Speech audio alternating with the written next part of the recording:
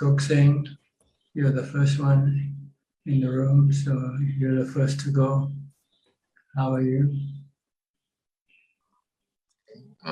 Okay, Ajahn. Ajahn, I have this question that rises in me. That is, whenever when I sit in meditation today and yesterday, so I was thinking, all along I've been watching the breath, and I was thinking, do I need to train myself in vipassana meditation, insight meditation? And if so, how do I proceed to train myself in the insight meditation or vipassana? Thank you, Ajahn. Well, it's like doing a master degree before you finish your bachelor degree. So forget about the master degree. Try to get your bachelor degree first. The first is samatha, bhavana.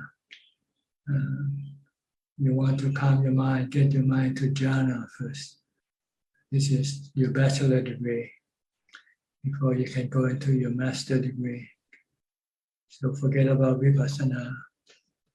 You can contemplate on the anicca, dukkha, anatta nature of things, but you won't be able to let go of them because your attachment is very strong, and you need jhana to dislodge your vipassana, your attachment. You need to have equanimity, the ability to remain still, resisting all your desire.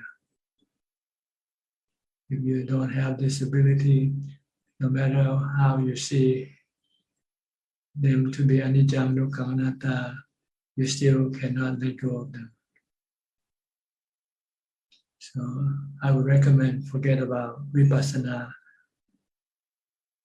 do samatha bhavana until you get into jhana, get equanimity, stop your desire anytime you want. Then you use vipassana to teach your mind to give up your attachment to everything.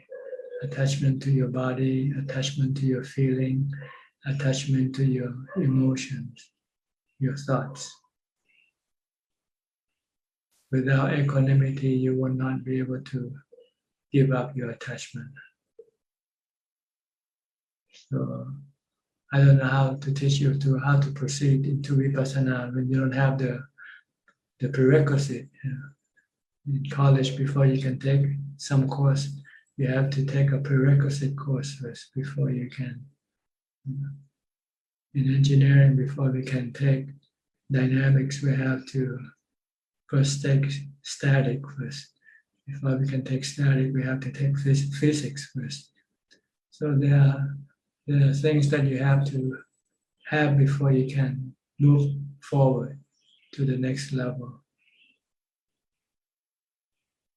I mean, it's simple to investigate your body that is impermanent, but can you let go of it?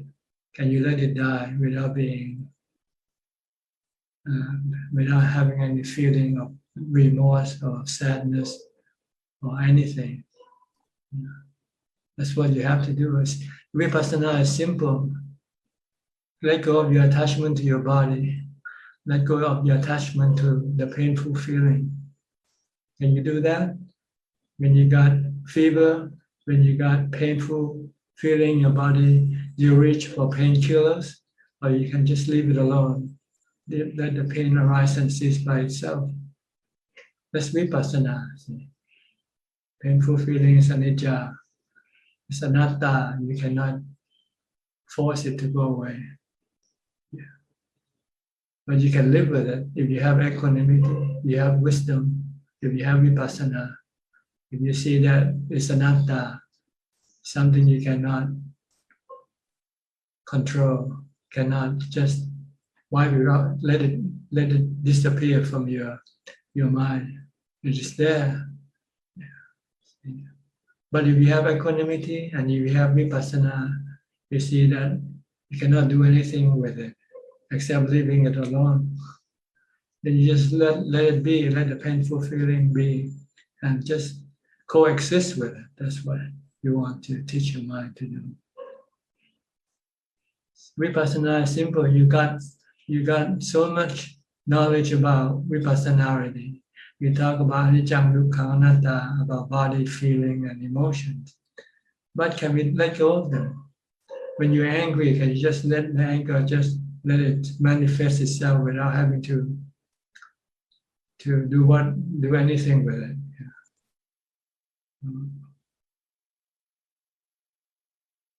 Just let it arise and cease. You don't have to go hit somebody to make you feel, get rid of your anger. You just know it's anicca. It will go away by itself eventually. You don't have to retaliate. You don't have to attack other people to get rid of your anger. So that's vipassana. Can you do that?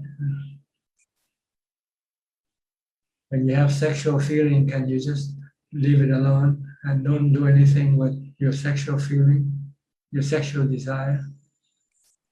Or you have to do something with it to relieve this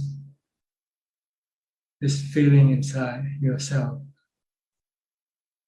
If you have vipassana, you have equanimity, you can just leave it alone and see the object of your sexual desire as asubha, as unpleasant, as disgusting. This is vipassana, but if you don't have equanimity, you cannot do it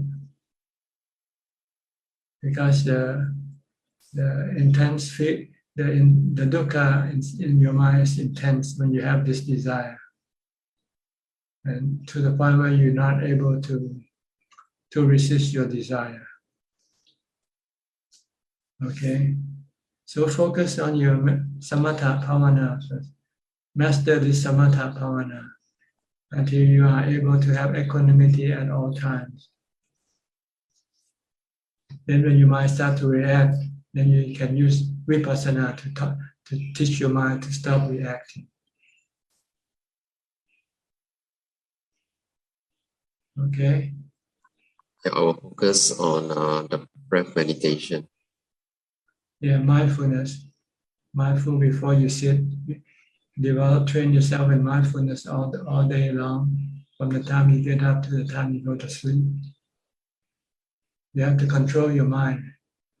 Stop your mind first. If you cannot stop your mind when the mind starts to go wild, how are you going to do it?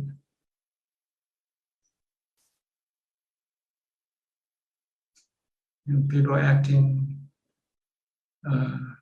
under uncontrolled. That's because they have no mindfulness.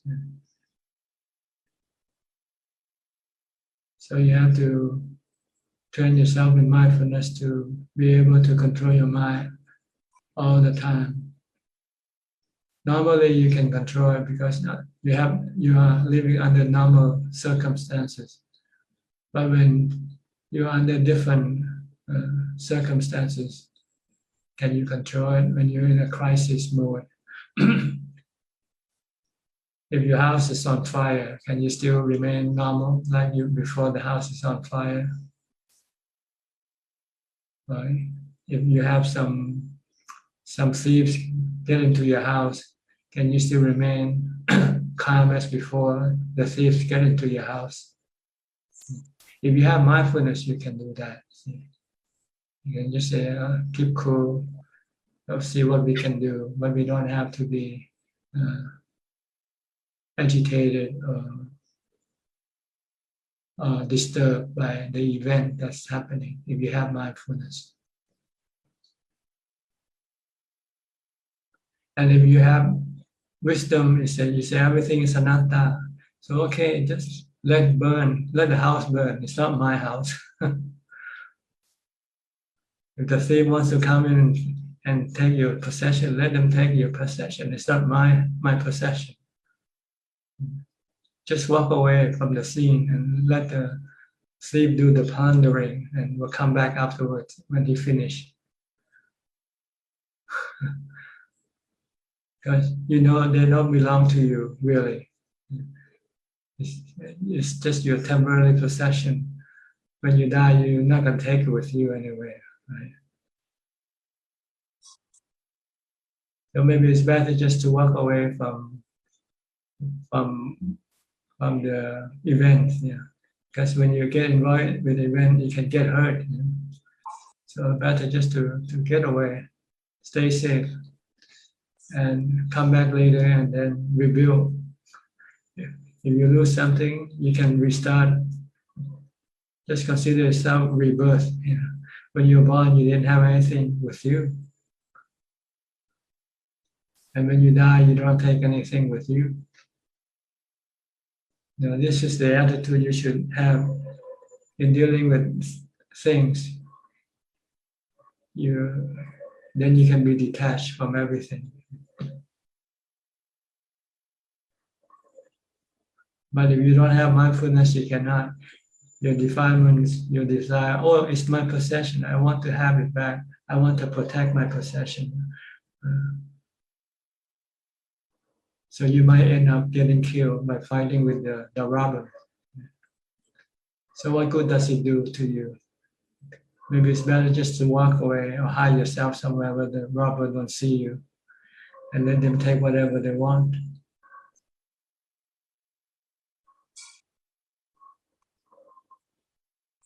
Okay, so train yourself in mindfulness first.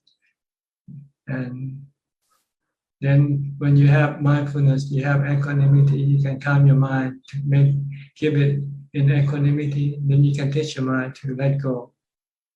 Everything is anicca, dukkha, anatta.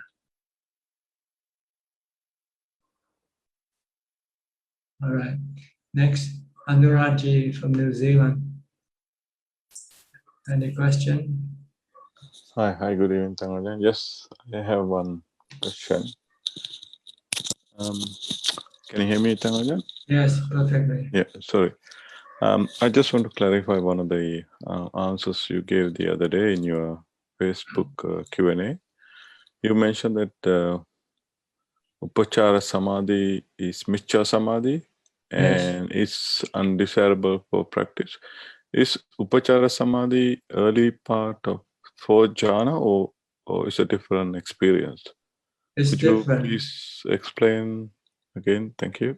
According to those who have Upachara Samadhi, they say you first got into the jhana, but then you don't remain in the jhana. You get out from jhana, but not back to normal level, but you go into another channel, let's put it that way, in which you start to be able to connect with other spiritual beings or having psychic powers. Okay. But you have to pass through this Appana Samadhi first. You have to get into the fourth jhana, and then you don't stay in the fourth jhana. You get out and enter into a different channel, somewhere between the fourth and the fifth. Let's put it that way. Right. Okay. Yeah. That's why the Buddha passed away. When he passed away, In Upachara, yeah, he get into the fourth jhana. Then he left the fourth jhana and did not enter into the fifth jhana. So that's another channel. But this type of samadhi doesn't give you equanimity. That's the problem. You need equanimity to be able to resist your desire, to stop your defilement, to resist your defilement. So once you get to the fourth jhana, you use your mindfulness to force it to stay in there. If it wants to go into the upachara samadhi, you should bring it back. But people who have disability is very few, fortunately. Not many, not everybody will be able to get into this upachara samadhi. Right. From what I heard, the teacher Ajahn said that maybe 5% of practitioners will have this ability to enter into upachara samadhi, to have special psychic power. Some can recollect past life, some can connect with the devas and give Dhamma talks to them, communicate with them. Some can read the thoughts of other people, like your thoughts. What are you thinking right now? They can they can trace your thoughts. But this is not, it's not good for the eradication of the defilement. Oh, okay. You cannot use this thing to eradicate the defilement. You need to have upekkha to support your anicca, dukkha, anatta perception. Yeah. So when you get to the fourth jhana, keep it there. Should it have this ability to go connect with other spiritual beings, don't do it. Mm-hmm. Bring it back into the fourth jhana. Mm-hmm. But you still will be able to use this upajjhara samadhi later on after you become enlightened. So you want to teach other devas, you can connect with them. Like the Buddha, he connected with his mother Mm-hmm. to teach her Dhamma and made her become a Sotapanna. Yeah. But you have to finish your work first. Yeah. If you play with this upajjhara samadhi, you will be sidetracked. Mm-hmm. And you will not be able to move up into vipassana to get rid of your defilement and become enlightened. Yes. Yeah. Okay? Yeah. Is Appana Samadhi the same as fourth jhana? Is that Yes, correct? that's what you want to get into. That's where the mind becomes still, not thinking. right. And Yeah. you have peace, happiness, and equanimity. Yeah. That's Rupa jhana as well. Is Yeah. that correct? Yeah. Okay.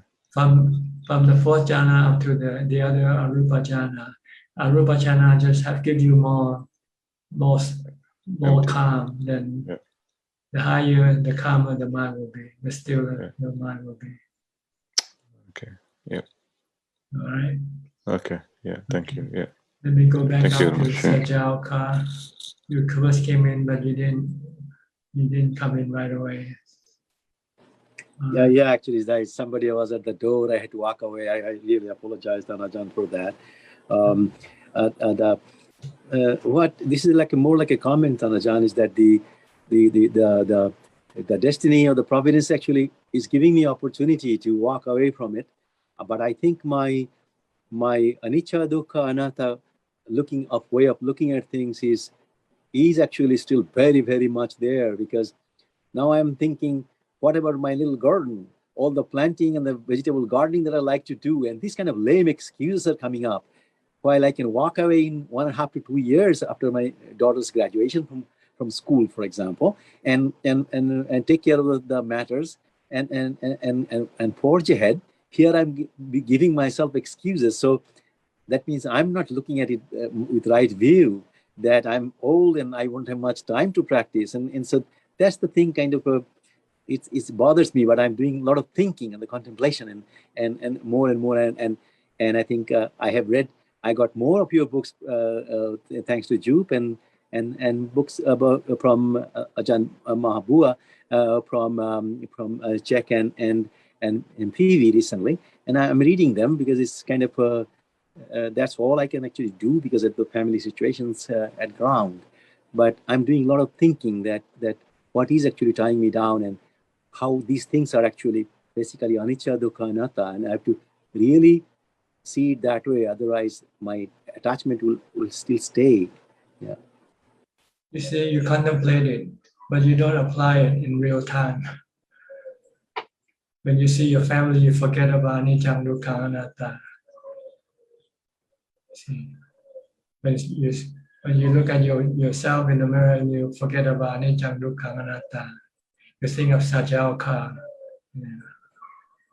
Yeah, Tanajan, when I look at myself, this thing, only one concerns kind of generally stands out. That suppose you go ahead and ordain, and I'm thinking this thing, then that who's going to look after me if I get seriously ill, that kind of thing. So these are kind of like a details kind of popping up in the head. That right now, at least, the family may detest me, but may grudgingly take care of me, but they probably will. So these are the things, kind of practical things, pops up in my mind. That's because you don't see your body as anicca, anatta. If it's anicca, nobody can stop it when they get sick, get old, or die. And whether people help this body or not, it's not going to change much. So you can say, okay, if nobody look after me, so what? If I cannot look after myself, then let it deteriorate, let it just expire. Because it's going to expire anyway, sooner or later. You don't think that way. You don't think anicca to the full limit. So if nobody take care of you, even if you have somebody to take care of you, can you stop anicca anyway? So it's irrelevant whether you have somebody to take care of you or not. It's still anicca, right? See, when you think about taking care of it, you try to resist the truth about anicca in the first place. But you don't know that. You think you are being rational. Yes, you are rational in the mundane sense of the word. But in the supramundane sense, you're not being rational. You are being delusional.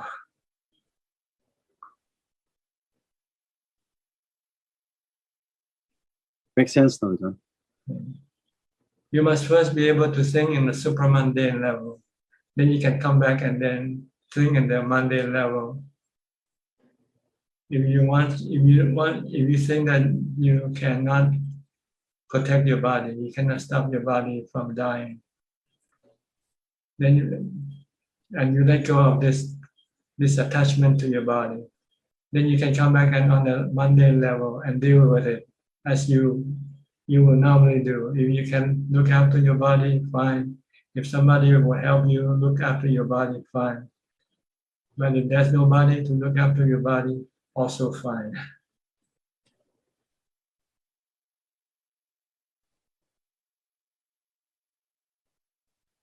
So, we contemplate, but we don't really apply it because we don't want to, we cannot accept it yet. So we cannot accept death. We cannot accept sickness. Even though we know it's going to happen, but we think it's somewhere over the horizon, still a long way away. So right now I have to worry about my other things first. But you don't know when sickness or death will come knocking at your door. This is how you should think. The Buddha taught the Venerable Ananda to reflect on death as the breath. If you breathe out and you don't breathe in, that's when death comes knocking at your door. If you breathe in and you don't breathe out, that's when death comes knocking at your door. And you don't know when you're going to stop breathing, right?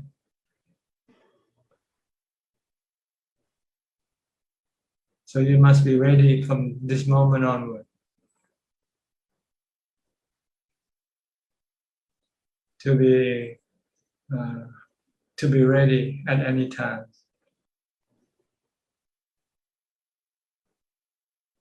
Okay.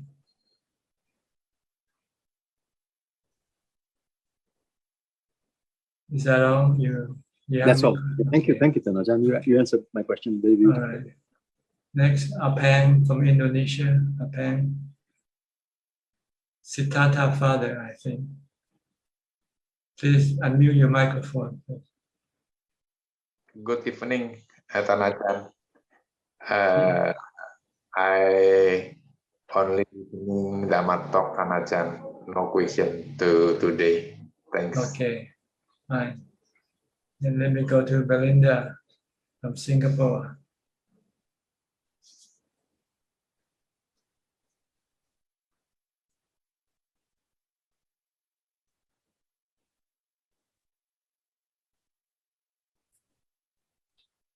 Where are you? Okay, go ahead. Can you hear me? Yeah. Yes. No question for today. All right. Okay. Forrest Tom from Massachusetts, Boston. Ajahn, can I ask you a couple of questions? That's why I'm here. You should ask me. Let's go ahead and ask the question. One question is, if someone did bad karma in the past, how is it possible that when they become a sotapanna, then they can stop from being reborn in hell, animal, or ghost realms? That's because they see the path that the mind takes. So they can change the path. If the mind starts to go into a Abhaya path, he can pull it away. Sotapanna sees the path where he's walking. Why we who hasn't yet reached the Sotapanna, we don't see the path that we are going right now. We don't see that breaking up the precept will take us to Abhaya. It's only something we hear, but we don't really see it. But as a Sotapanna, he really sees it. He sees the path to Abhaya is to commit breaking the precepts. And he has strong enough mindfulness to stop his mind. Even the past karma cannot push his mind to go into Abhaya anymore. Okay, that makes sense. And then one more question is that I noticed that often I have the desire to stop the awareness as a way to not have to deal with dukkha. So I know this doesn't work, but I just wanted to ask for advice what to do. Stop being aware of dukkha, or stop being aware of what? Stop being aware of anything, like go to sleep or just stop being aware so that I don't have to deal with the problems. That's not the right way. The right way is to stop your reaction to things, because you have to live with things. You have to live with the 5 sensual objects. So you want to teach your mind just to leave them alone by having mindfulness, to make your mind have equanimity. So as soon as you start to react to somebody, if you don't have equanimity, you can create right there by reciting the mantra, Bhutto, Bhutto, Bhutto. At least you have a temporary equanimity. If you keep reciting the mantra, then you cannot react to that person or thing. Yeah, usually when I'm reciting the mantra, my mind is still reacting at the same time that I'm reciting it. It takes time for it to take effect. It's like taking medicine. As soon as you take the medicine, you don't stop the pain right away. Yeah. It takes time for the medicine to work. So it takes time for your mantra to work also. Except you have strong mindfulness. Sometimes you can recite the mantra 2 or 3 times and it can stop the mind right on its track. But if you don't have strong mindfulness, you just have to keep reciting Bhutto, Bhutto, Bhutto until the mind become obsessed with Bhutto and forget about the object of your concern.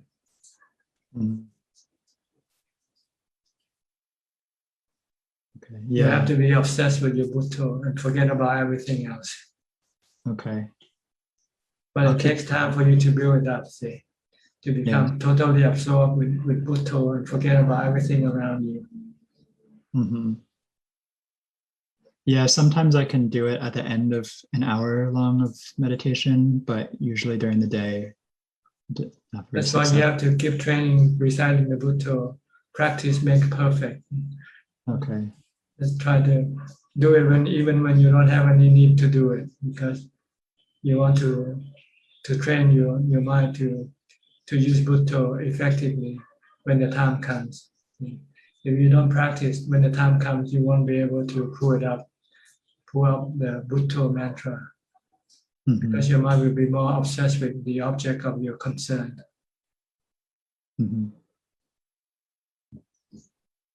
So try to keep reciting the mantra, even though you find I don't need it right now.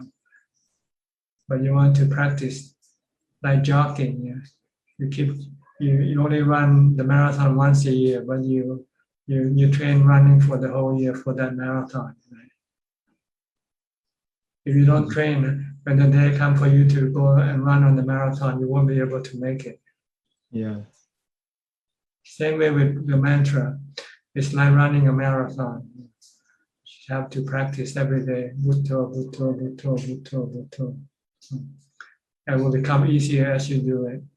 So when the time comes for you to use it, it will come very easily. Okay. Is that all? Yes. Thank you, Tanajan. Okay. Philip and Adeline from Kuala Lumpur, Malaysia. Good evening, Tanajan. Good evening, Ajahn. We don't have any questions today, this evening. Okay. Then Lillian from Bangkok, Malaysian living in Bangkok. Good evening, Tanajan. I don't have any questions today, but just have one comment related to what Sajal was saying just now. I recently went to take my vaccination and I was very, very sick after that. And I realized that I just let the pain completely take over me in that 3 days.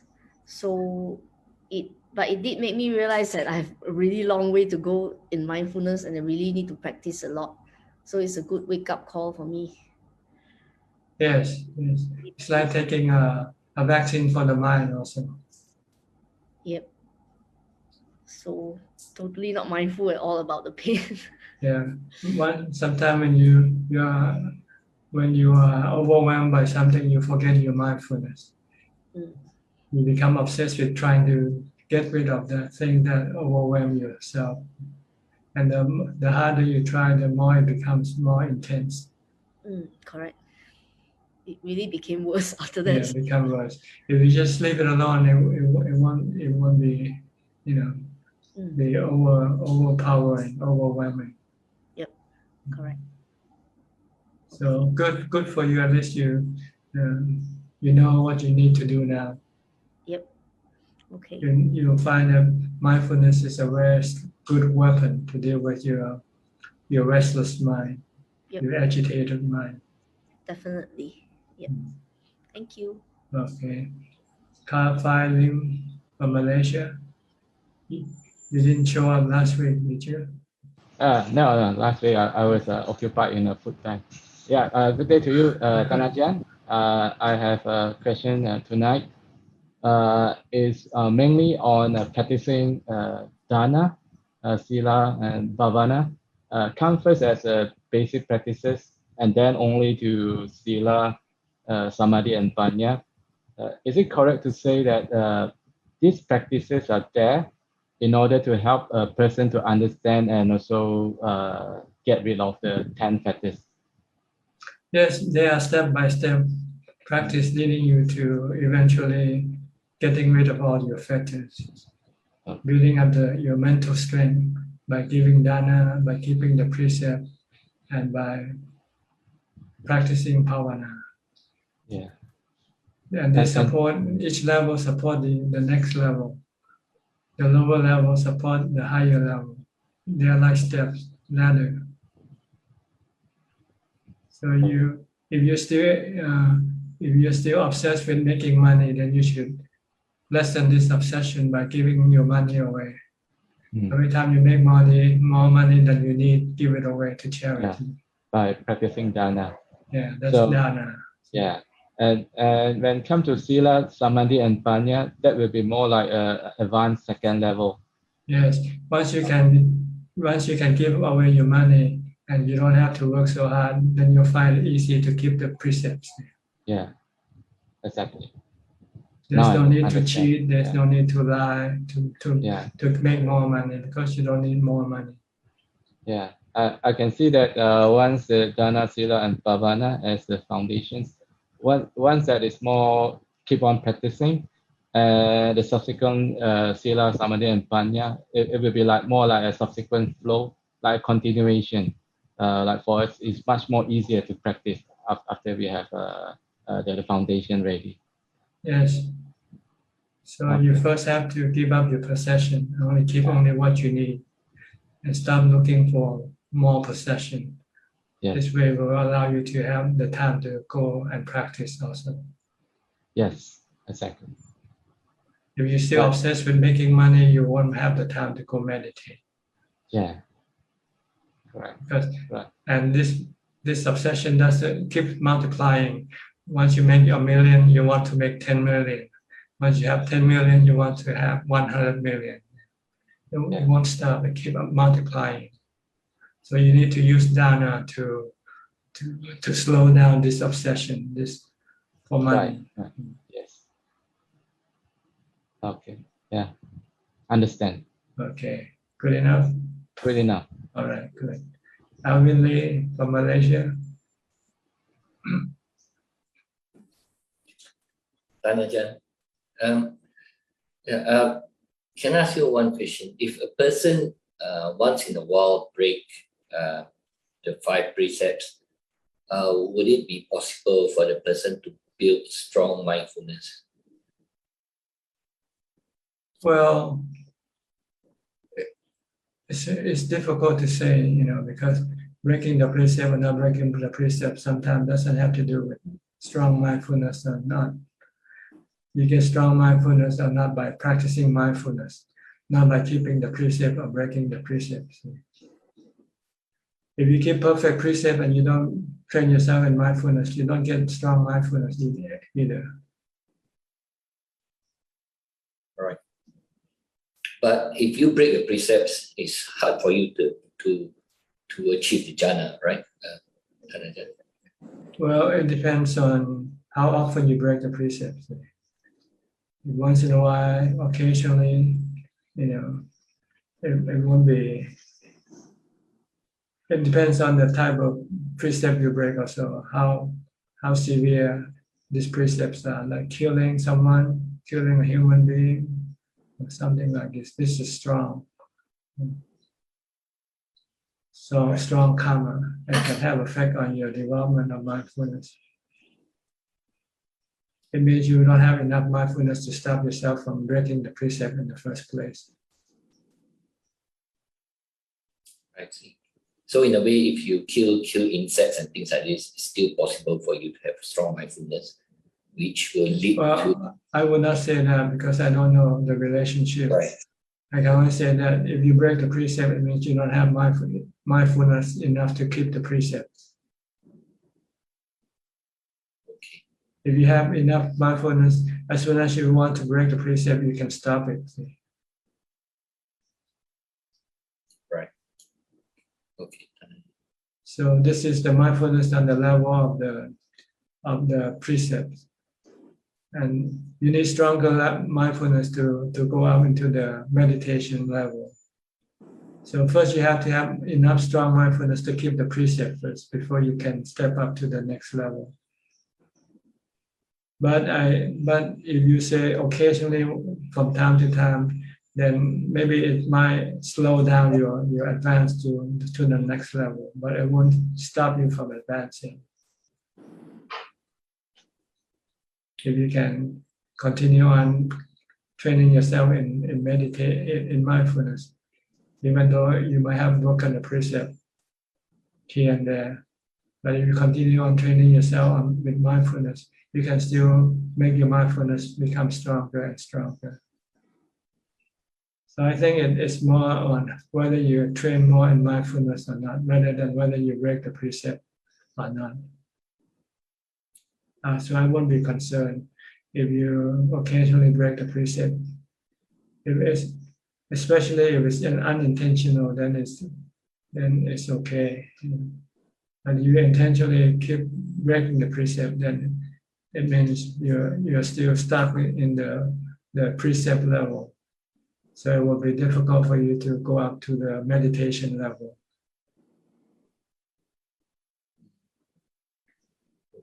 If you cannot have the mindfulness to stop breaking the precept, how can you have the mindfulness to stop you to make your mind to become still and have equanimity? See? Yes, it's true. Okay, so I cannot answer your question because your question is theoretical as far as I'm concerned. Okay. So you want to keep the precept. If you have the ability to maintain your precept, then you have enough mindfulness to go up to the next level. That is the level of meditation. Okay, Tanajan. Okay. Okay. Next, Jolin Tay from Singapore. Good evening, Tanajan. No question today. Okay. Next, Willie from Indonesia. Good evening, Tanajan. I also don't have any question today. Thank you. Okay. Siddhartha, also from Indonesia. Good evening, Thanajan. I don't have any question today. Okay, no question. Because I told you not to think, to stop thinking. Yes, I think I'm still working on that until I'm really confident on that. Yeah, only ask the question that matters. Don't ask questions that don't matter to your level of practice. Yes, I try to do that. Okay. Next, be Ravin Chinnaporn from Bangkok. Good evening to you, Thanajan. I have a question today. I'd like to understand regarding your teachings on development of the mindfulness and cutting off the desires. My question is, why is it so hard to cut off sensual desires or the five senses than to cut off the attachment to the body? Because from my understanding, it's human nature for us to have attachment to the body, but it appears that it's actually the first step is to get rid of the attachment to the body, whereas the attachment to the sensual desires is actually harder. So maybe could you have to get rid of your sensual desire first before you can even practice samadhi. That's why you have to keep the 8 precepts. Yeah. But to eradicate it entirely is harder than to eradicate your attachment to your body. But first, you need to stop your pleasure temporarily by keeping the 8 precepts. You keep the 8 precepts, then you cannot watch a movie, you cannot go out. You have to stay in a monastery. And this is stopping your sensual desire really, so that you'll be able to get rid of your hindrance, the sensual desire, which prevent you from your mind from becoming still, becoming jhana.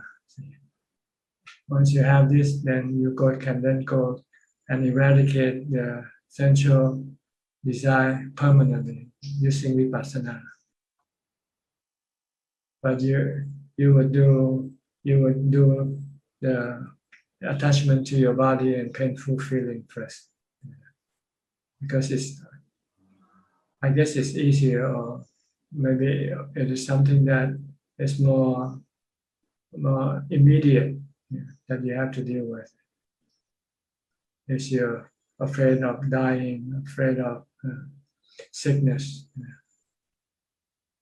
Once you have got rid of this, then you come back and deal with your sexual desire permanently.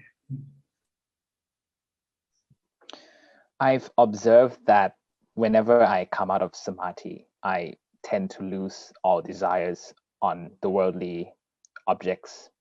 Is that the feeling that enlightened beings have? They can feel it all the time? That's but right, for me, it's just temporarily. Yeah, you just temporarily, after a few minutes or a few hours, then your desire start coming up again. Decide to have a Coke, decide to have a beer or whatever. Oh, I'm thirsty, I need a drink. So instead of drinking water, you have to drink coffee or tea or something that has taste, has smell. But if you have equanimity, then you say, oh, if I'm thirsty, I just take a drink of water.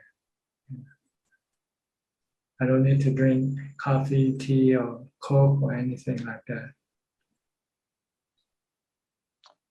It's actually an interesting observation. I noticed myself after coming out of meditation to not feel hungry at all. Yeah, you have contentment. See? Equanimity gives you contentment.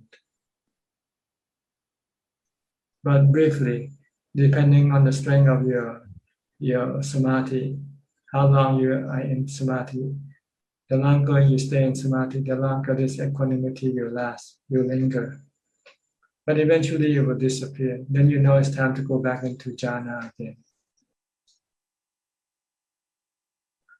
And you have this window of opportunity to test your mind with vipassana. See, can I give up this thing permanently?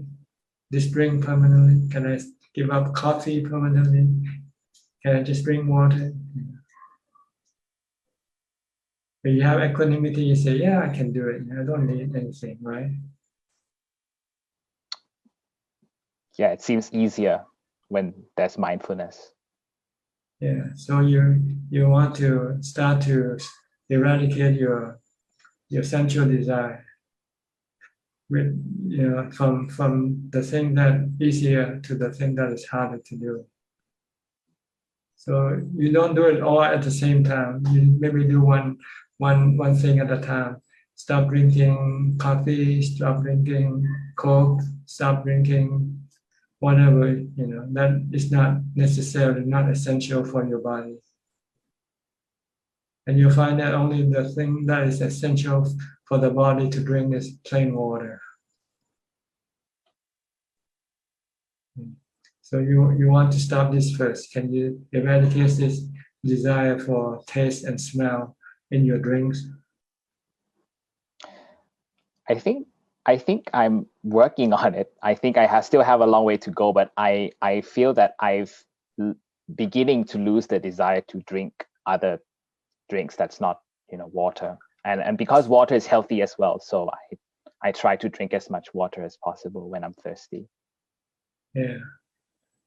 So you'll find your life is more simple when you drink plain water.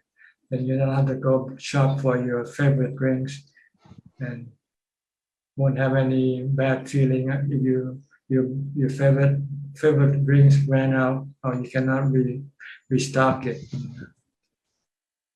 Because you become addicted, you become attached to them. So you have to keep stocking these favorite drinks. Make sure that you will have it every time you need it, without knowing that you are being a slave to your sensual desire. Yes, and I think it's very subtle as well. Sometimes I don't realize it. The next time I realize it, I found that, I've already drank coffee. I've already had something good to eat. When did I have that desire? When I realize again, it's already happened. See, people contemplate on vipassana on anicca, dukkha, anatta of the 5 sensual objects. But when they come face to face with them, they forgot all about that. I don't know what's the purpose of contemplation then, if you don't apply it to the real thing when you come across it.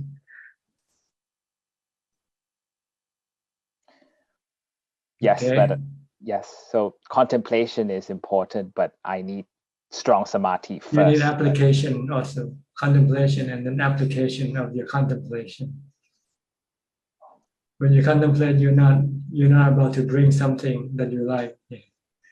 But as soon as you start to drink something you like, you forget about what you contemplate. Yes, it just goes out the window. I find excuses. It's easy to find excuses, but it's not the answer. Yeah. So I just want to remind you that contemplation itself is not enough. Contemplation then followed by application. You have to apply your contemplation. What you know about this object is dukkha. Everything is dukkha, but you still go after it as if it's sukha. It is sukha, but it's like sukha, like what you call fishing, when they have this hook with a small piece of bait at the tip of the hook. A fish saying, this is sukha, this is delicious. We have this bait, but once it bites the bait, it also get hooked by the hook. That's when dukkha comes after. What you drink is sukha, yes, but when you run out of it, then it becomes dukkha. When you don't have any more and you want to drink it, and then that's when dukkha will come. See, and you don't see this is anicca. See, it's not always there for you. One day, sooner or later, it's not going to be there when you need it, when you want it. So what you're going to get? You get dukkha. So it's like dukkha is hiding behind something, and it will only show itself afterwards. It hide behind sukha. It hide behind pleasure. That's why we have the sensual pleasure. So we should call it sensual dukkha, but we call it sensual pleasure. When we see, we have pleasure. When we hear things we like, we have pleasure. The only way to review dukkha is to think of it being impermanent and being anatta. When it's not there for you, that's anicca. Anatta, you cannot tell it to be there for you when you want it to be there for you. So if you can see these three things, then you say, oh, maybe I should not depend on it to make me happy, to give me the pleasure. I'd rather be free from it. By being free from it, I get a different pleasure. I have freedom, pleasure of freedom. This is real freedom. People now, they have delusional freedom. They think the ability to do what they want to do is freedom. But in fact, it's slavery without knowing it. They're being slave to their own sensual desire. Yes, it's like the desire to travel, but now since we cannot travel, we have dukkha because we feel we are trapped. Yes. But if you can get rid of your desire to travel, then you find staying at home is the best thing for you. Why it's better to stay than your home, right? More time to focus on practicing meditation. Okay. More time to enjoy peace and happiness.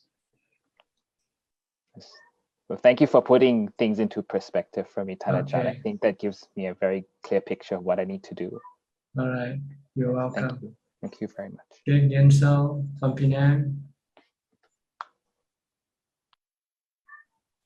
Good evening, Ajahn. Nice to see Ajahn again. No question today, Ajahn. No question, the same. Yeah. Okay. Then Gary from Singapore. Gary, you have any question? No questions tonight, Ajahn. Just listening. Thank you. Okay. Bruce Lee from Indonesia. No question tonight, Ajahn. Thank you, Ajahn. Okay. Alfredo from Brazil. Alfredo, you have any question?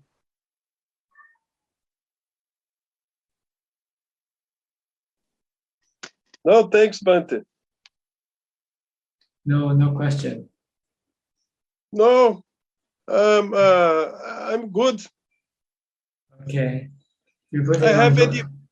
I have any problems with compassion, Bante? I have other people's have jealous. It's not so good compassion, Bante. Okay. Compassion is for enlightenment peoples. Okay. Good. Give Stay money enlightened. other people's. Stay Give enlightened money all the other time. people's not pay me is very, very bad. Okay. Make your enlightenment permanent. First we have temporary enlightenment. Then some other time we lose this enlightenment. Yes. So try to keep it permanent. Yes. Okay. Good. Next, Sui and Czech from Vancouver. Thank you for your donation. Thank you, Ajahn. Thank you, Ajahn. Then Ajahn, I have a questions like from the dependent originations. We know once we have a contact, we have feelings, but during meditations, like if that painful feeling coming out, so I keep searching, but where's the contact that caused my body to feel the pain? The contact your body with the seat that you sit. Or that's considered a contact, like that's your body and the hard object that your body come into contact. or like when you're being hit by someone with a post or something. That's also contact. Yeah, I couldn't find, like, during the meditation after a certain period of time, then the painful feeling coming out, right? So then, okay, because I thought like there's a contact become a feeling. So that even when we meditate, so there's a contact, the whole thing, like the body. You don't really need to know the contact, because sometimes when you get sick, you also have also painful feeling. Then you have the germs contact with your body, creating the suffering for your body, the painful feeling for your body. Or your body become abnormal, not functioning properly, can also is considered to be contact with your body also. Okay. It's not important to define this contact. It's more important to deal with the painful feeling that arises in your body. How to deal with it. Knowing the contact doesn't make any difference whether you know the contact or not knowing the contact. Yeah. So it's not important to really spend your time searching for the contact and forget how to deal with your painful feeling. Okay. By treating it as anicca, dukkha, anatta. Yeah. Or use mindfulness. Yeah, to stop your reaction to the painful feeling. Okay. Okay. Yeah, that's my only questions. Yeah. Let's check. Do you have any question? No question. She's almost enlightened. So very far. I'm still guilty of everything, Ajahn. All the one that people, all the problems that everybody shares just now. I'm guilty of every single one. Okay, maybe later. Okay. Okay. Next, Evie from Indonesia. Please unmute your microphone. Okay. Yeah, Ajahn, can hear me? Yes. Ajahn, I want to ask about attention inward. Can you speak a little bit louder? I want to ask about inward attention. Inward attention. Yeah, inward attention. How to do it, Ajahn? I think they remind for you to look inside, not look outside. Instead of looking at other people, look at your mind.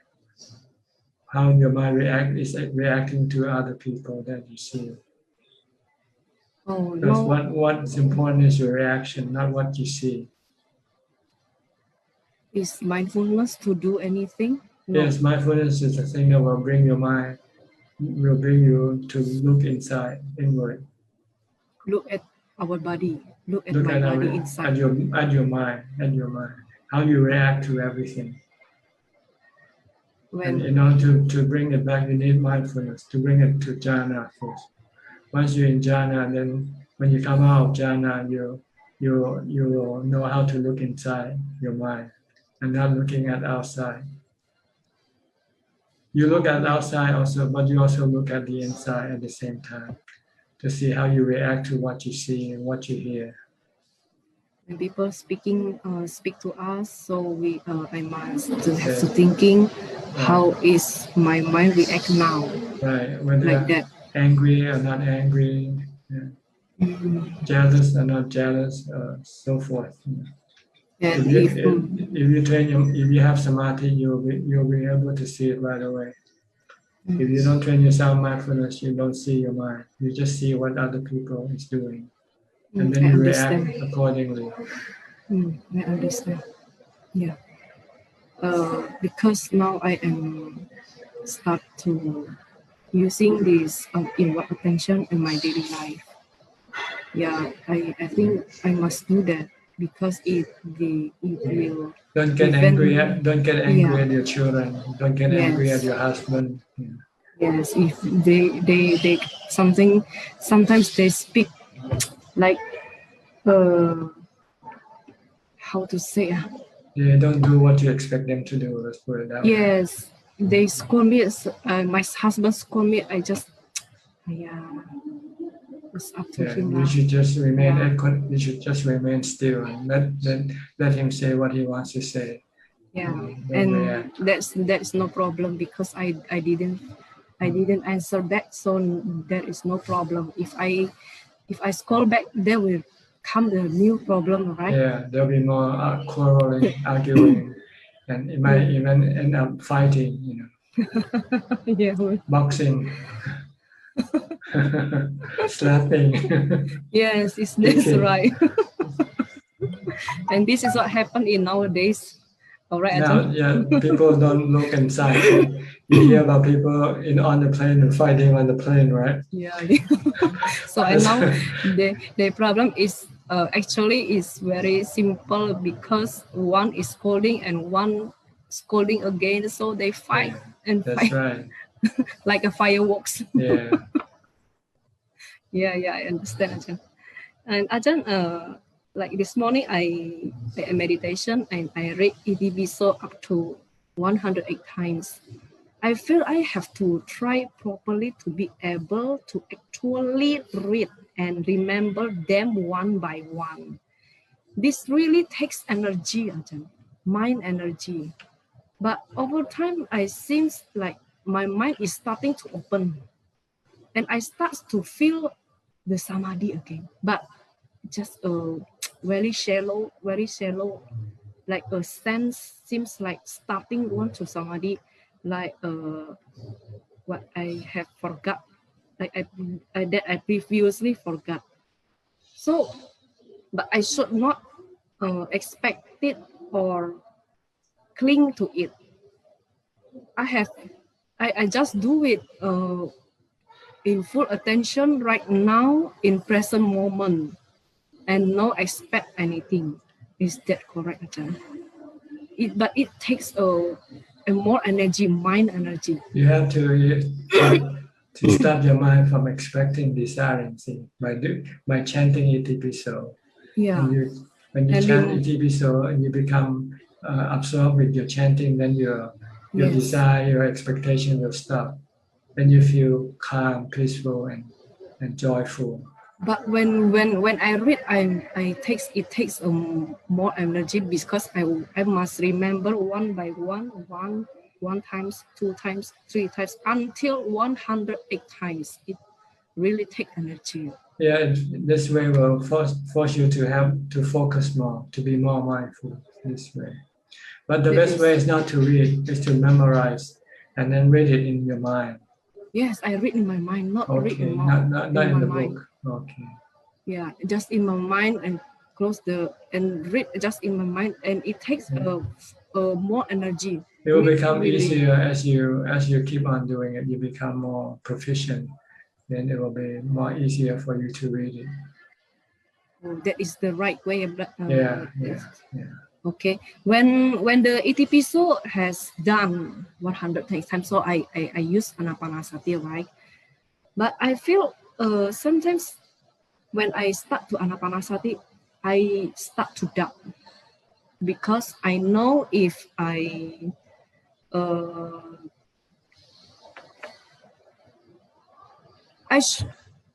actually I like to focus here, forehead.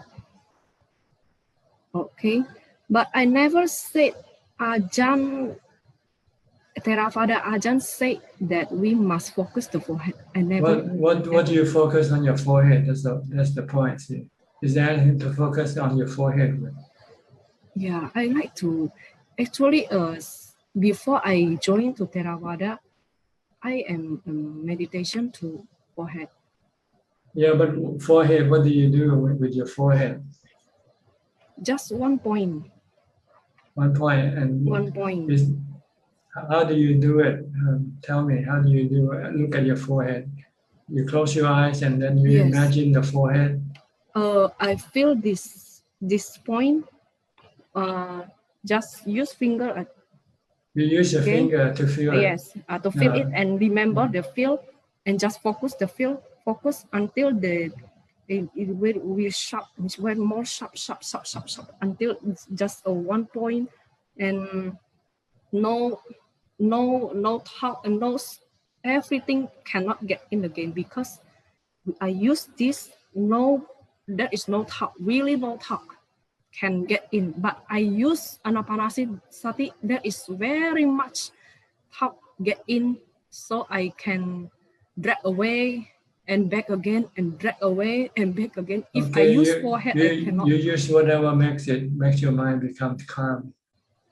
Can I use it? Yeah.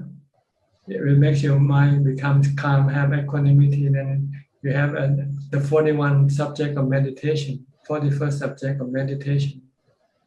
Oh, but I never heard Ajahn, every Ajahn Theravada never show. Because it's not in the text, so we don't want to go away from the text. But for each individual, they might have a different technique to calm their mind. So if this technique is good for you, then you use that technique. Actually, I easy to samadhi when I use my forehead, but Okay. sometimes forehead can cause headache. Sometimes if I get a little wrong focus, like it can cause the headache. But Anapanasati, no cause headache. So Yes. what should you do then? You cannot do both. Because one cause you headache, the other cause you not your mind to drift. Anapanasati no cause headache, yeah. But there is too much thought How about in. looking at your skeleton, looking at the skull instead? The skull is in your forehead too, right? Yes. Just visualize the skull. Close your eye and visualize the skull. Yeah, I can see my spine. But no, just on your forehead. Just look at the skull in your forehead. Use forehead to see my skull. I don't know when I see my skull, I use what, but I just can see my skull. Just close your eyes and just visualize the skull. See how it works. But when I use, I must use no forehead, but this whole head, this whole forehead to see. I don't know. I think I leave it to you to do whatever you like. Okay. Can I do? And so yesterday I used the rising falling too. This rising falling, Ajahn, Then you look at your chest. When you see the rising falling, you look at your chest, your abdomen. When you breathe in, it rises. When you breathe out, it falls. Yeah, but the but the nose are involved too. There is two objects. Become the two objects. I also tried going to the stomach area, rising, falling, but the breath is also involved here. The breath is touch the nose, and the stomach rises. The breath out touches the. That's because you don't have enough focus. You have to focus on one point. That means two objects. No, your mind is just don't have enough mindfulness to force it to stay at one place. Yeah, because I am still difficult to different them. Okay. I think I have to leave you now. Okay, I'll go to somebody else. Okay. Okay. Next, Anthony. Anthony, can you hear? Please unmute your microphone. Where are you from? Hello, Tanachan. Can you hear me? Yes. Good evening, Tanachan. First time join a Zoom meeting. So where are you from? Oh, I'm from Malaysia, Johor. Okay. Any question? Still practicing.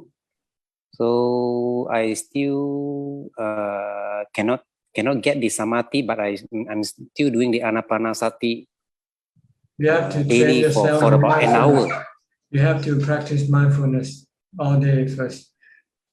When you get up, start to reciting Bhutto. Yeah, Bhutto, yes. All day long. I tried all day long. Yes.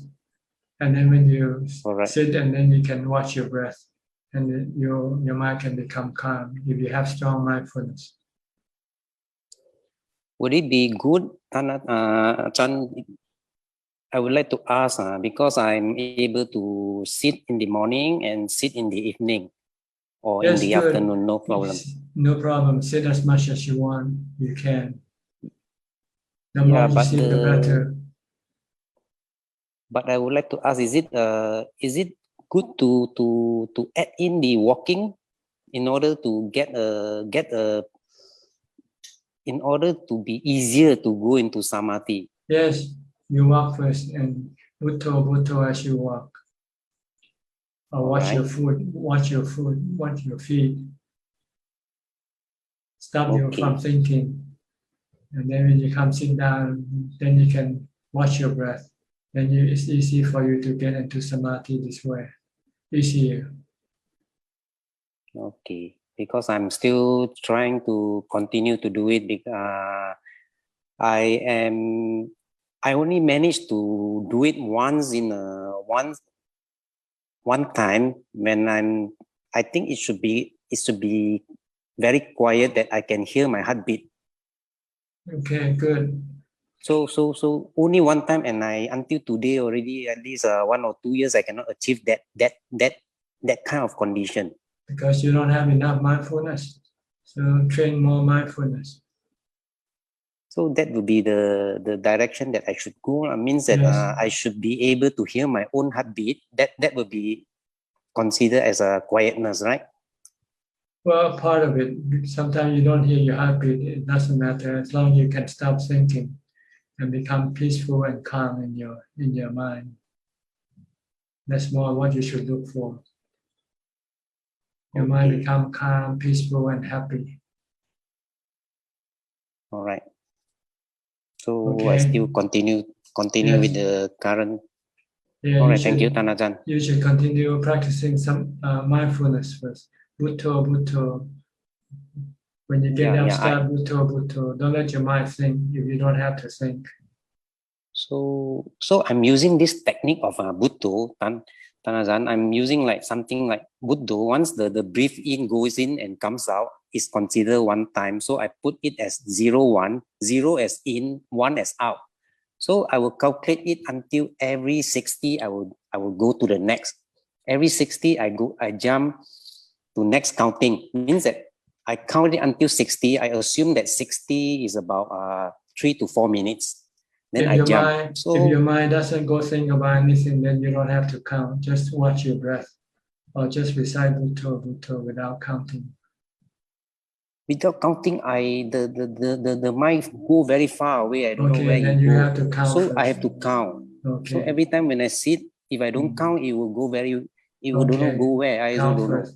But eventually you have to stop counting if you want to have your mind to become empty, to become still. Okay. That count. Okay, Ajahn. Thank you. Next, Lai Pei. Am I calling you correctly? It's Pei Tanajan. Thank you for. Hi, I'm from Malaysia. Second time, here. Thank you so much for the opportunity to ask the question. My question surrounds managing or eradicating high level of anxiety. So when I sit down for meditation, it quietens down the mind and the heart. But once I'm out of it, I mean, due to various factors during the day, the anxiety comes back. So what would your advice be to, I think, number one, immediately stop it? Yeah. And then, what do I do then to quiet down the anxiety and the mind? Just the way you used to do it.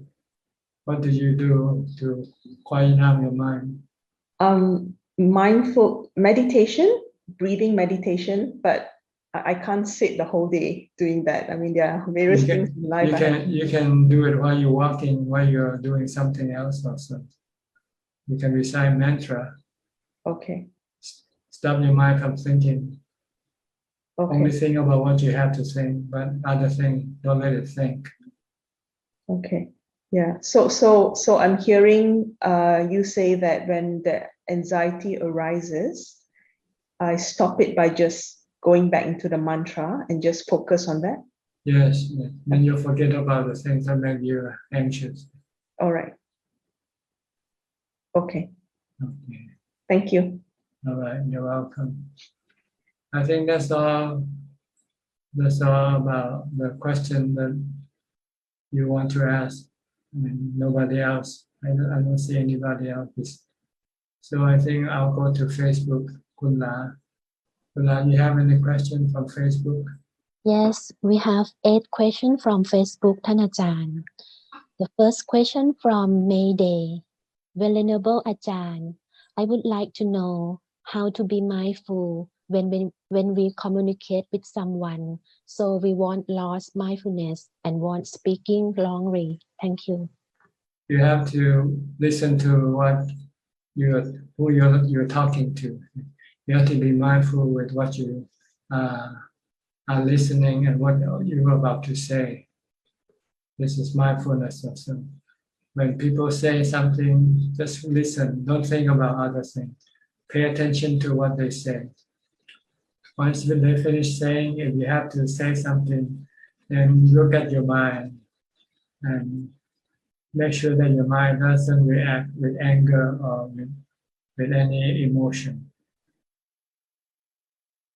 That's what you have to do when you deal with people, when you're talking with people.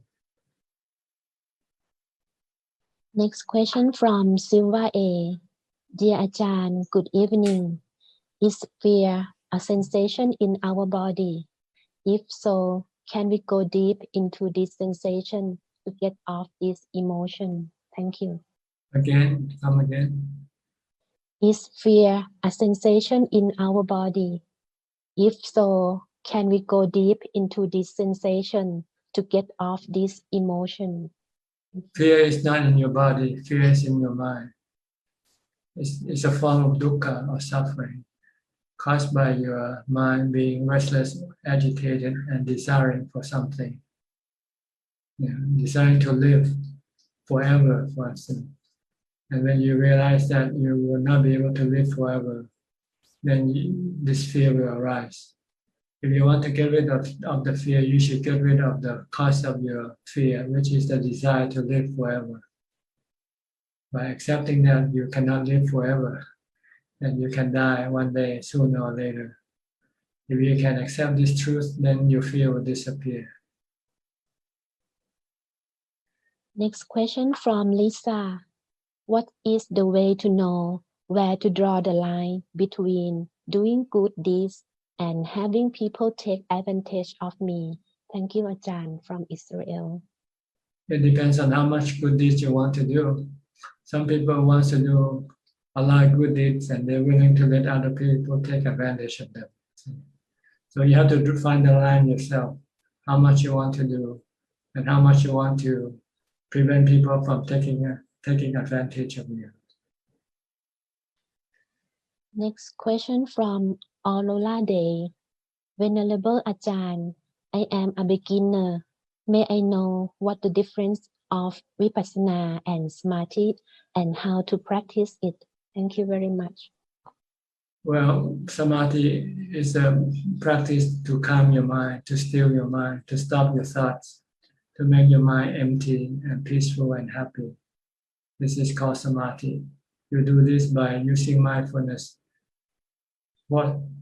focusing your mind on one object, such as your breath.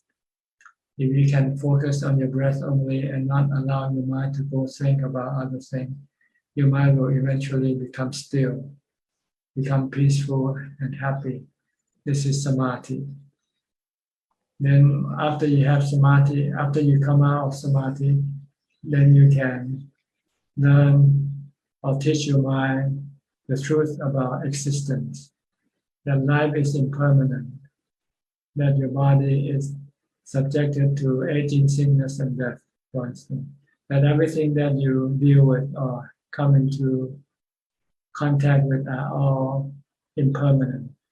they come and go eventually. Everything rises, everything come and go. Nothing lasts forever. This is vipassana, to teach your mind to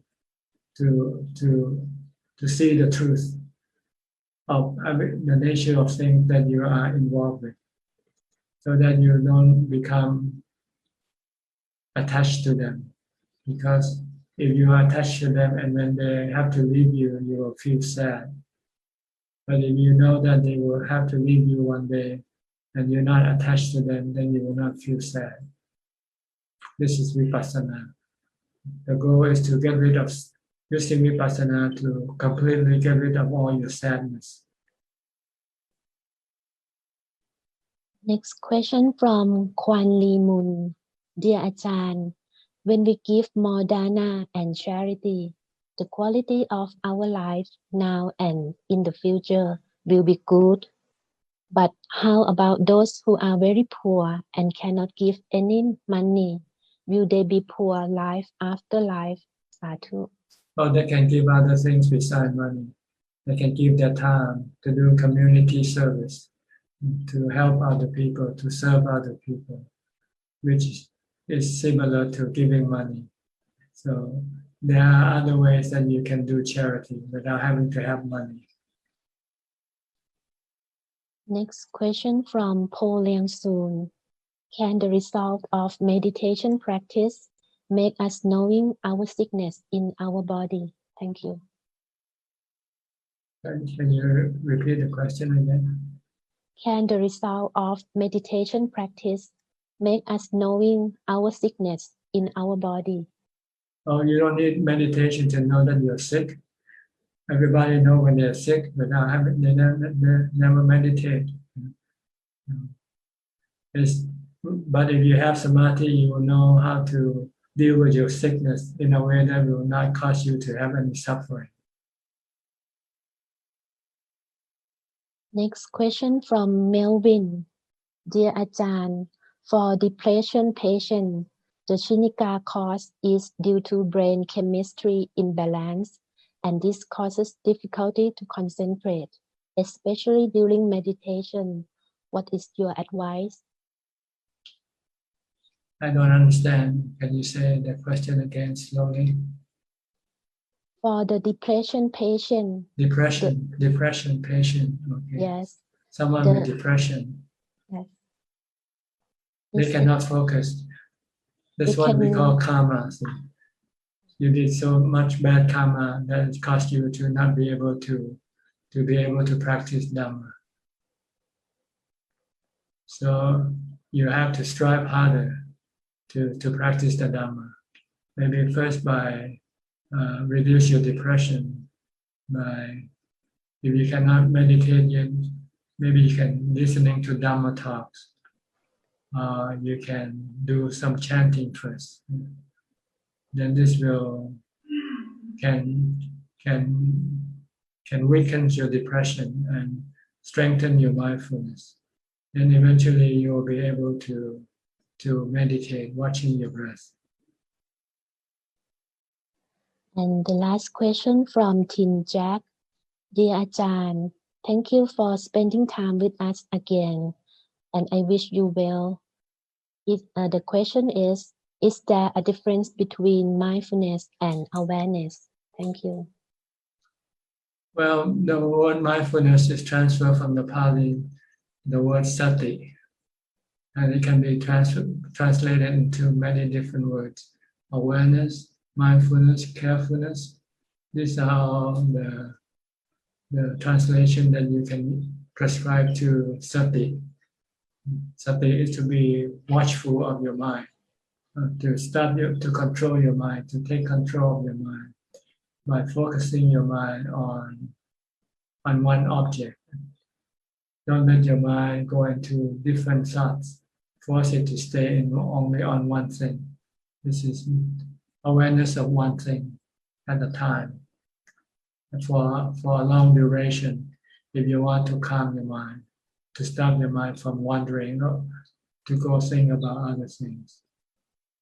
So the English translation has different meaning. So it never really completely describe the word sati. Yeah. So I have to describe sati to you. Mindfulness or awareness or carefulness is to make your mind being aware of the present, being aware of only one thing, focused only on one thing, not many things at the same time. Okay, is that all the question? Ajahn, one more question is coming. The question from Su Lang Ui. Dear Ajahn, thank you for your compassion to guide us. I have a question.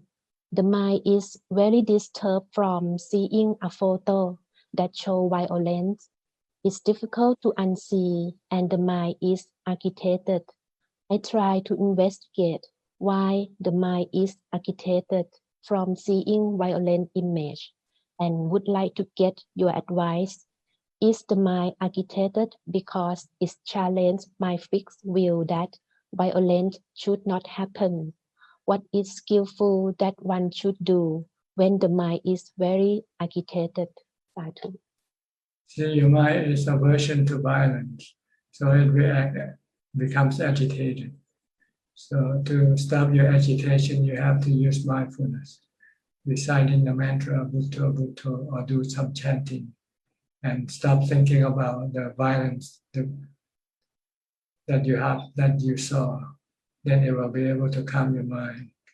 If you want to use vipassana or wisdom, you just have to tell yourself that in this world there are people like that, there are things like that, there are violence, and it's anatta.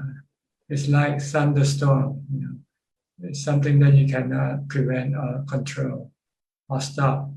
There are causes that create violence. There are causes that create thunderstorm. So if you understand the nature of things, that they are beyond your control, then you will learn to accept it.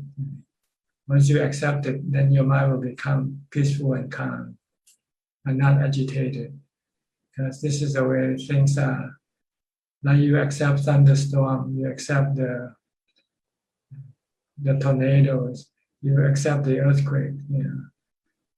Things happen, bad things happen in this world, and you just have to learn to accept it. If you want to not to be agitated, if you refuse, you will be agitated. You'll feel bad. You'll feel sad. Okay, is that all the question from Facebook? Ajahn, one more question just come. Go ahead. Question from George Lim Tian Boon. Dear Ajahn, apart from mind, most people and books always talk about or refer to the 4 elements, that is earth, fire, water, and air. They always miss out the 5th element, that is space. Why is that? Why is it not meditate on the 5 elements, but always meditate on the 4 elements? Why not say 5 elements all the time? Thank you. Well, don't ask me. I don't know. They have freedom to choose what they want to meditate. So if you want to use 5 elements, just use 5 elements. No rule that say you cannot use 5 elements or 4 elements. You can use 1 element, 2 elements, 3 elements, 4 elements, 5, 6 elements. So this is what you call free world. Everybody is free to do whatever they like, as long as they don't hurt other people.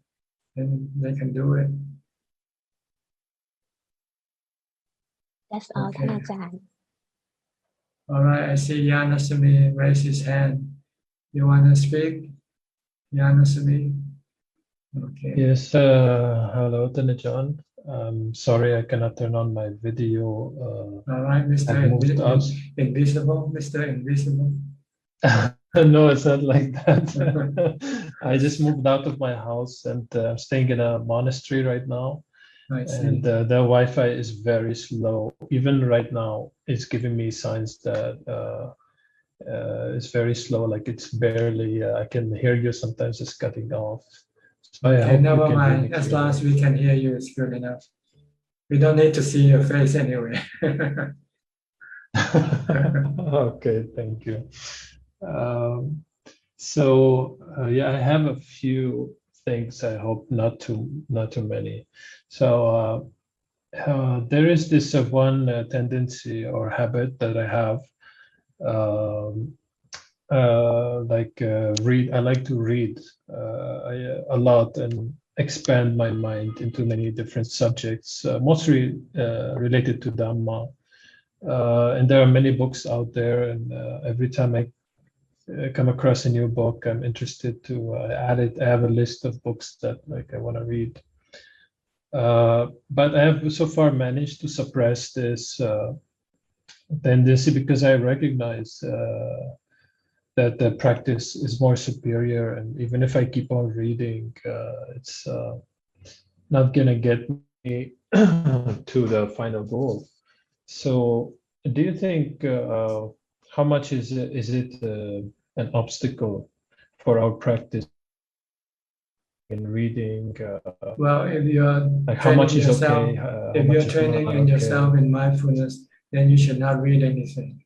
Just read Bhutto only. Watch your body. But if you haven't yet got to that point and you want to learn more about practice, then you can read books about practice. But it's like going back to the drawing board, going back to looking at the map instead of start walking toward the path, toward the destination. You stop and just take a look at the map. Sometimes you need to take a look at the map if you're not sure what you're doing or you don't know what to do.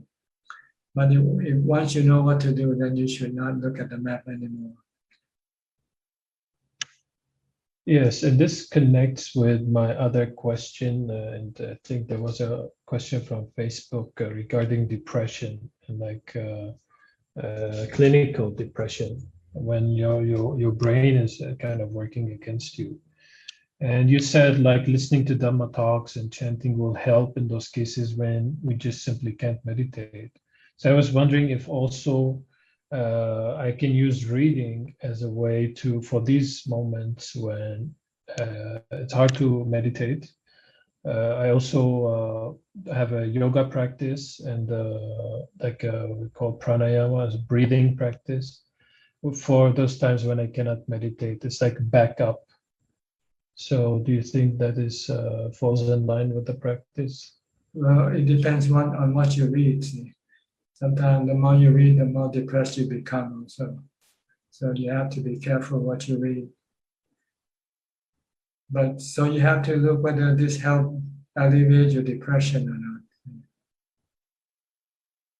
Yeah, I mean, at least momentarily, it doesn't eradicate it.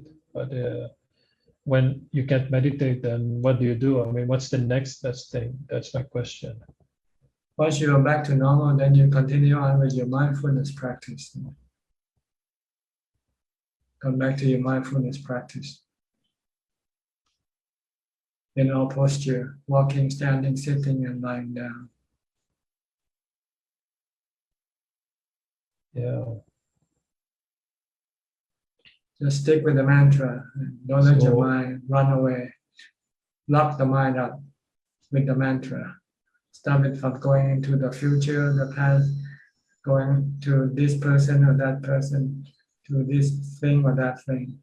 Lock the mind up with the mantra Bhutto, Bhutto, Bhutto.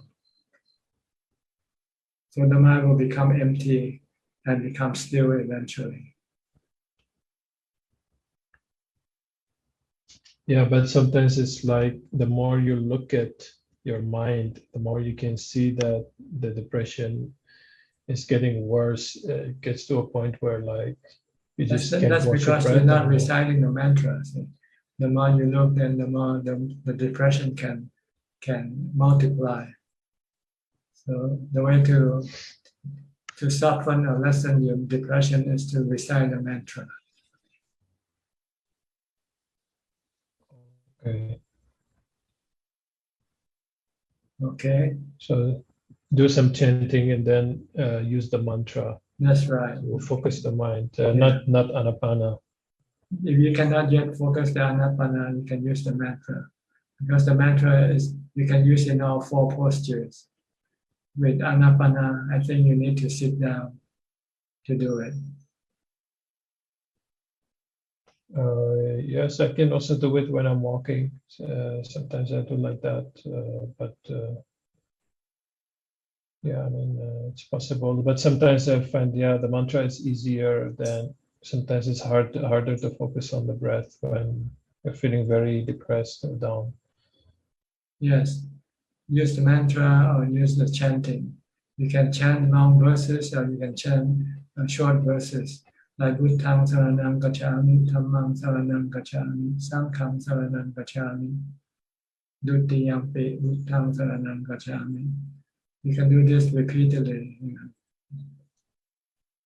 Or you can use just one word, Bhutto, Bhutto. Okay. Or you can use 3 words, Bhutto, Dhammo, Sangho. Or Anicca, Dukkha, Anatta. These are the mantras that you can use to calm your mind, to reduce your depression. Okay? Okay. All right. Thank you, Ajahn. Is this a monastery in Lebanon, or are you somewhere else outside? It's in Lebanon, yes. It's like 20 minutes from my house. It's a Christian monastery. I see. Obviously, we don't have Buddhist monasteries here. Okay. And they have allowed you it's to quiet live in and nice. seclusion. You can do your own meditation. You don't have to do group activities. Yes. I'm renting. I'm like renting a room here. So it's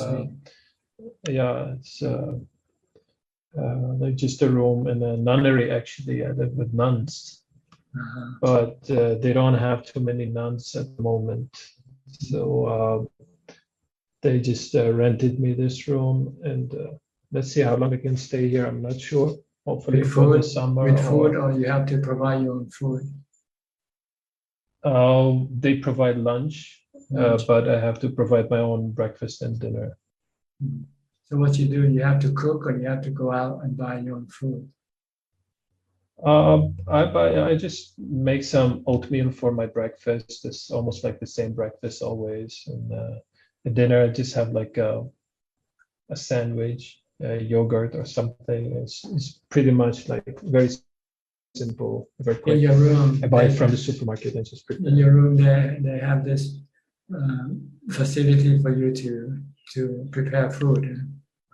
Not in the room, but like on the same floor. Every floor, the building is like 2 floors or 3 Have floors. a pantry or something like that. Yeah, there's a pantry. Every floor has a pantry, and there's a escalator connecting from the kitchen all the way to every floor. Okay. Try to stay as long as possible. Being alone in facilities and. But try to use your time. Spend most of your time on mindfulness. Calm your mind. Stopping from being agitated. Yeah. Okay. Yeah. Thank you. All right. I see Vince Chua just came in. Huh? Vince, you want to ask questions? Yeah. Hello, Ajahn. Let me think. Yeah, I think for the past week, I so-called enjoy to be with the knowing mind, because you can see that desire and mind state changes, everything changes. So I thought of enjoying it and give a lot of so-called energy, and I sort of like it. And one question is like, desire. It can hit you every time, right? Through your 6 senses, right? But I don't see. I still at this juncture, I still see desire coming a lot of time, come and go. But I don't see desire. I feel that there are some good desire, and then am I bluffing myself, or I don't see desire as a suffering? Well, when you first desire, there's not suffering. You desire for pleasure. But only after when you cannot get what you desire for, that's when suffering comes. Okay. Or it's just because we just notice and let it come and go, so you don't feel that you're very attached to it. No, you should tell yourself that desire will lead you to disaster sooner or later. Okay. So it's better to stay away from it. Don't let it lead you. Don't follow your desire, because it will lead you to this disaster eventually. When things don't turn out the way you want it to be. But the desire of making merits or maybe to pray to a Buddha is also a desire. So I thought this is a good desire. Okay. They are good desire. It can be good desire too. Yeah, good desire is okay. The desire to make merit, the desire to pay respect to the Buddha, this is good desire. But it doesn't do you any harm. But there are so many desire that happens through your six senses, like you want to eat, drink, or whatever. These are not good desire. These are bad desire. They're sensual desire. Okay, so yeah, so I sort of enjoying it. Give me a lot of energy in seeing all those fun. Yeah. Okay, no question today. No, yeah, thank you. Okay. Anybody else would like to ask question? You're allowed to. Selva-Kumar. Selva-Kumar. Yeah, he raised his hand. Okay, go ahead, Selva. Please unmute your microphone, turn on your video if you can. Can you hear us, Selva-Kumar? Okay. Raising. Okay. Okay. Where are you from? Yes, I think your connection is slow. Your sound and your picture. I am from India. From India. Okay, you have any question? I am from India. Your connection is very bad. Yeah.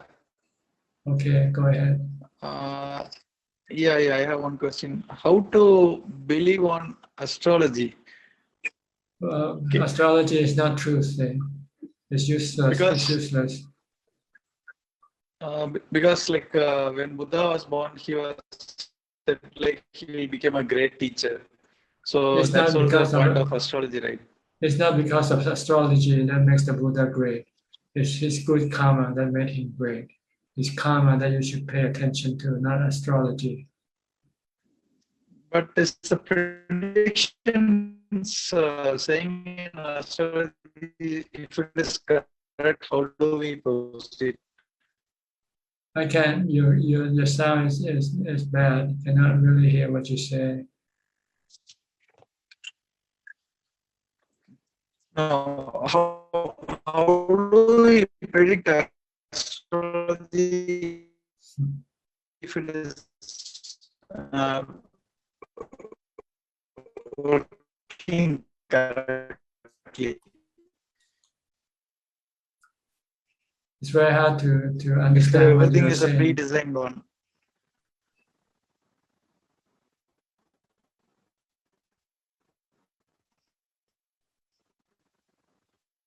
Can you say what you want to say again?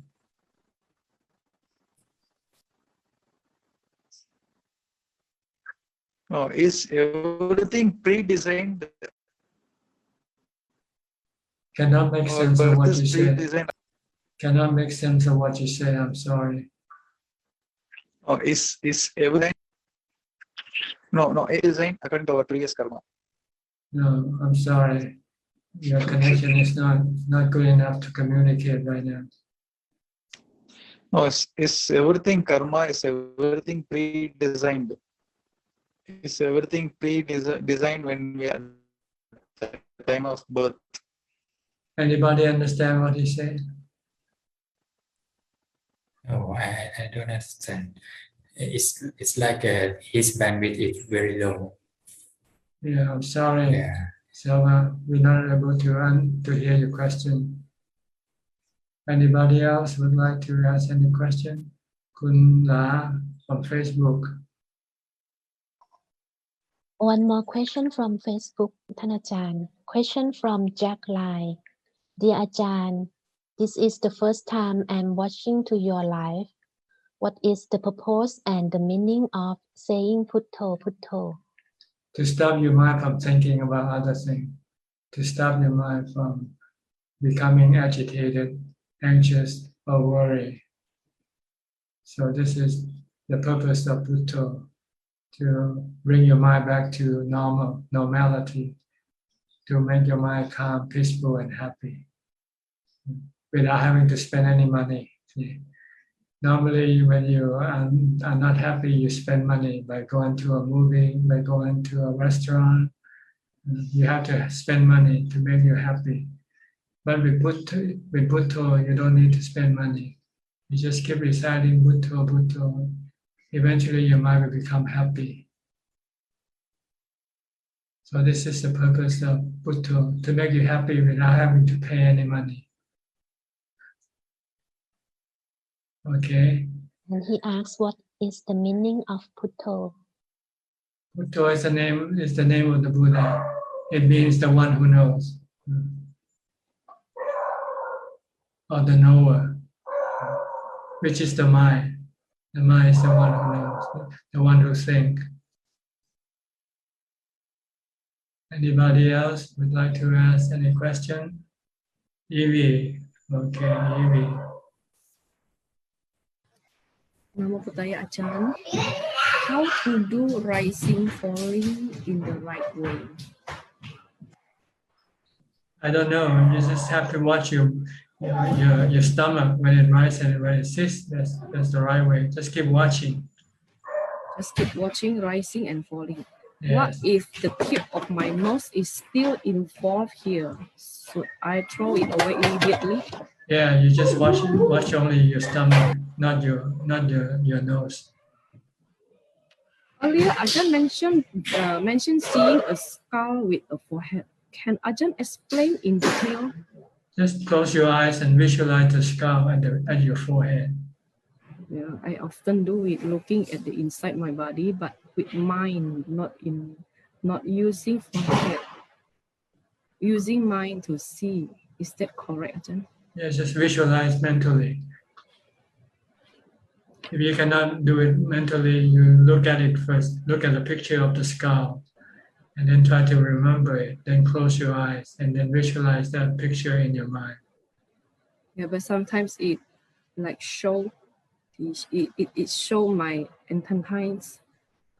I don't know I visualize or not, but it sometimes can show to me. Is that really happen, Ajahn? I don't know. Anything can happen and not happen. I don't know. Yeah. You have to see it for yourself.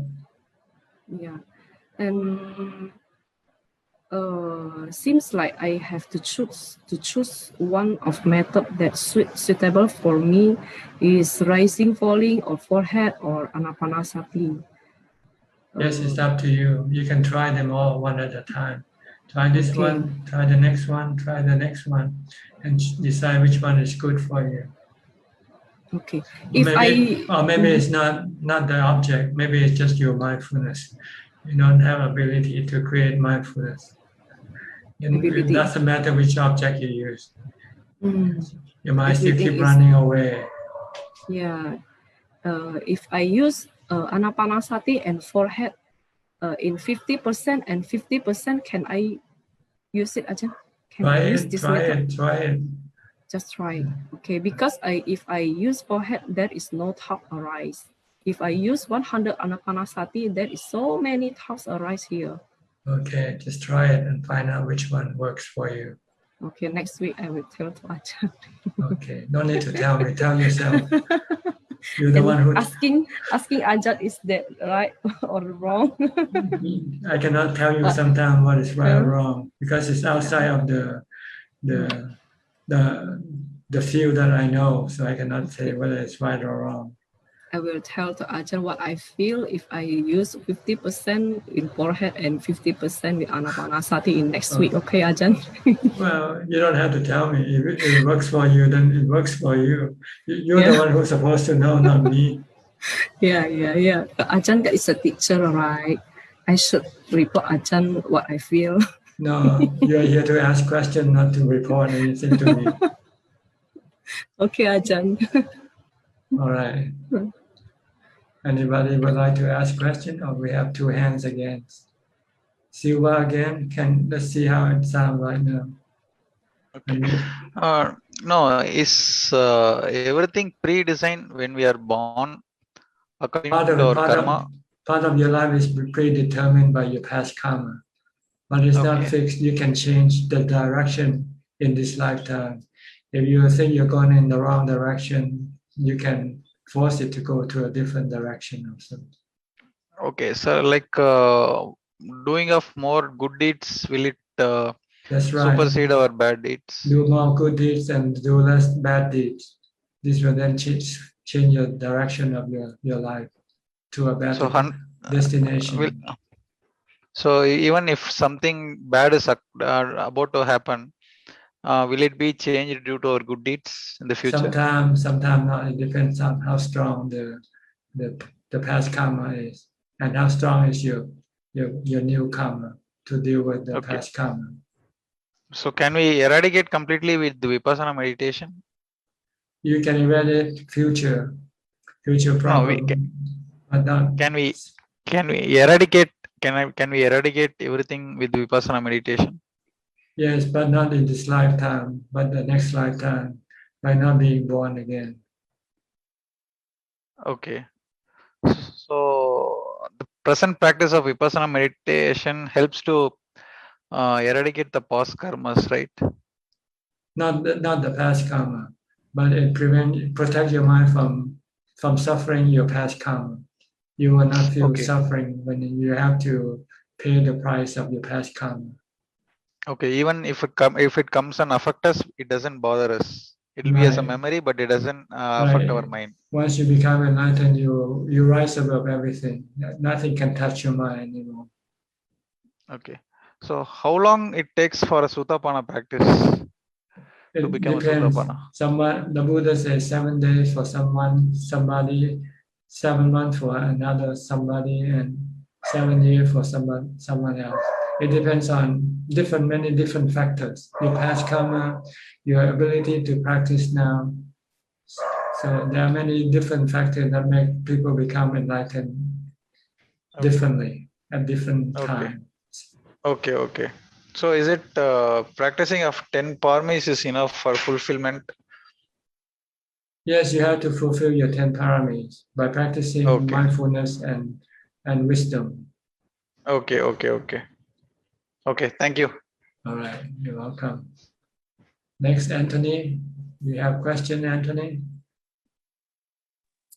Ajahn, can you hear me? Yes. Okay, good. Okay, I would like to top up my question from just now, the meditation. So by doing the counting, so usually the ending will be when you meditate for a certain time, maybe about 90 minutes, the pain will arise. Definitely, it's very, very pain. So I continue to be mindful of the breathing and the counting, and to ignore the pain.